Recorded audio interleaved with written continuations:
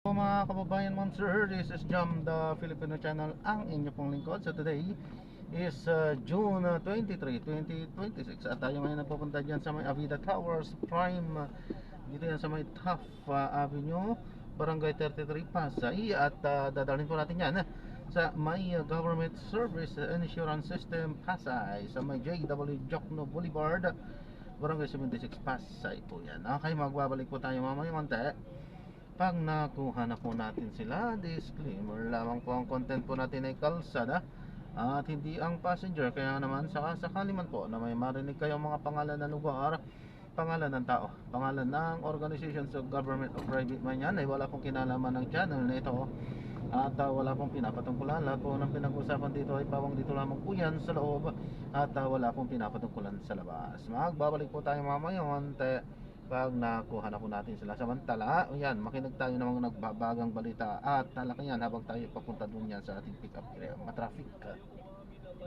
bumalik-balik, so dapat ito na tatlong araw. Most parties of the national transition, as you know, will not be available yet to the client, and they will not be all the parties of the voting that represented this week before scheduled hearing. Hinig po ni Senate Secretary Renato Bantog Jr.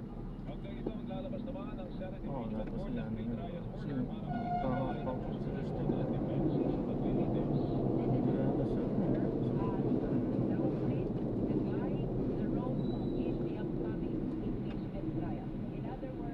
Matters which were not incorporated in the pre-trial order cannot be presented during the trial. Hinig po ni House Lead Prosecutor Jeff P. Luistro. Samantala, sinabi naman ang defense team na posibleng umabot ng Huwebes ang pre-trial conference dahil sa dami ng mga minamarkang ebidensya na ipipresenta sa paglilitis.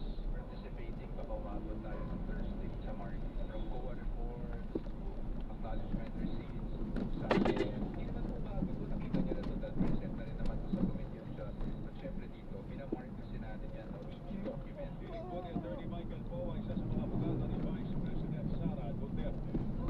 Naniniwala ang House Prosecution Panel defense team ni Vice President Sara Duterte na hindi matatapos sa loob ng 3 buwan ang paglilitis dapat sa Vice Presidente.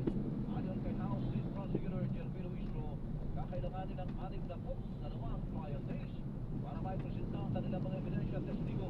Sinabi naman ng defense na maaaring kumpir ang 30 trial days sa paglilitis. If I will consider the number of witnesses and exhibits of both parties, perhaps hindi kakayanin ng hanggang September lang. With the assessment of Representative Luistro, sa tingin ko 3 months is a bit tight, no? But so we agree at that point. At tingnan lang po namin. Ang magkasunod na tinig nila House Lead Prosecutor Jeremy Luistro at Attorney Michael Poe, isa sa mga abogado ni Vice President Sara Duterte. Samantala, sinabi naman ng bagong tagapagsalita ng House Prosecution Panel na si Attorney Michael na ang kinontrol ni Luistro ang takdang pagpapunta ng depensa ng tinatawag na o sa nag-issue sa tinatawag na conviction threshold. Pinalawanan ni Luistro na sa halip na clerk of court, mismo ng impeachment court ang pagpapit. Kung ilan po ang kailangan para makonvict ang Vice Presidente. Start of the pre-trial conference, there is an attempt from the defense to pose this issue as something that should be tackled before we proceed with the pre-trial conference itself. As I mentioned a while ago, that was quickly shut down by Congress by pointing out that's not a matter that would be decided by the court, and it should not be used to delay the pre-trial conference. Ang tinig ni Attorney J. Tolosa, tagapagsalita ng House Prosecution Panel. Paritinagin naman ng House Prosecution Panel ang naglabas ng balita na nilamon kumano sila ng buhay ng defense team ni Vice President Sara Duterte.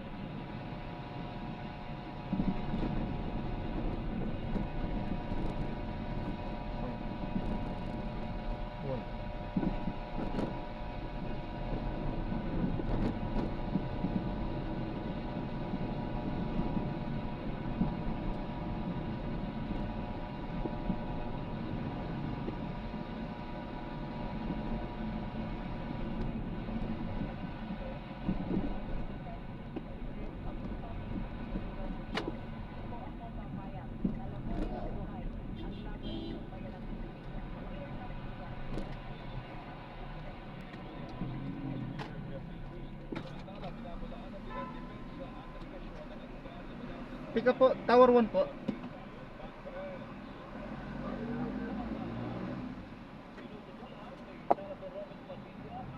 Dito yun, no? Pagpasok kanan po. Ah, okay.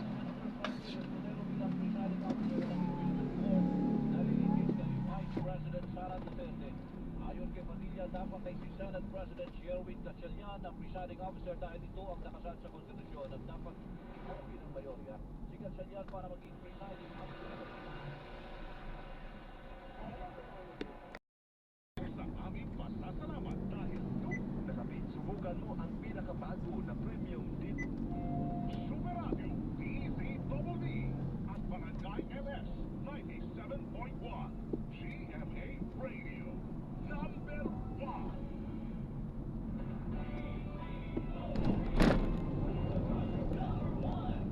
DZWD Balitang Tama, Balitang Totoo.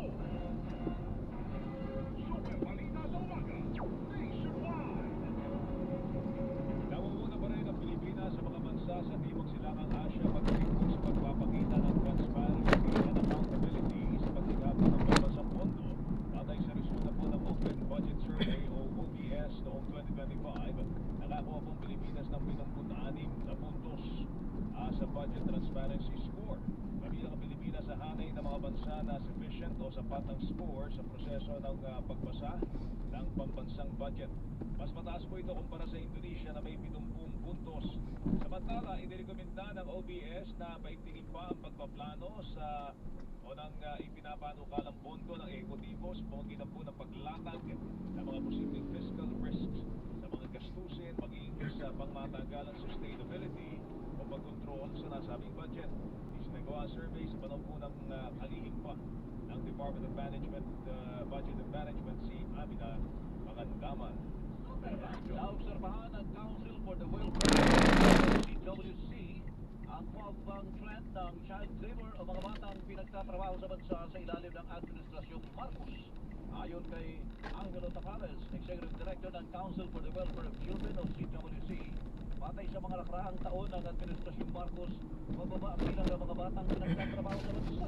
Noong 2020 na ang 828,000 na mga kaso ng child labor. Bumaba ito sa 676,000 na kaso noong 2023. Habang noong 2024 ay meron kahit na 509,000 Yun po, sa taas. Pagbaba ng 40%. Sa ngayon ay hinihintay pa nila mga datos para sa 2025. Sinabi ni Tampales na pangunahing dahilan nito ay ang pagiging aktibo ng Department of Labor and Employment sa pagsawata sa child labor sa pamamagitan ng kanilang National Council for Child Labor. Ingat po, God bless po. Philippine Coast Guard ang isang barko ng China Coast Guard na namataang lumapit po sa Zambales, Pangasinan at sa Zambales at sa Pangasinan, mga lalawigan po ng Ilocos nitong linggo. Ayon kay Vice Admiral G. Tariela, tagapagsalita ng Philippine Coast Guard para sa West Philippine Sea, tila tinatahat ng barko ng China Coast Guard ang mga lugar na nasa 9-dash line ng China na ipinawalang visa na po ng 2016 arbitral ruling. Dahil dito pinaalis ng PRP Labrigo ang barko ng China Coast Guard. Ayan, na-drop na natin sila. Maraming salamat po sa panonood. Hanggang sa muli po, ingat. God bless. Paalam po muna, pansamantala tayo ay gagawa na ng ibang video sa ating susunod na misyon. Paalam po muna, pansamantala. This is Jam, the Filipino channel. Ang ipong lingkod. Paalam po.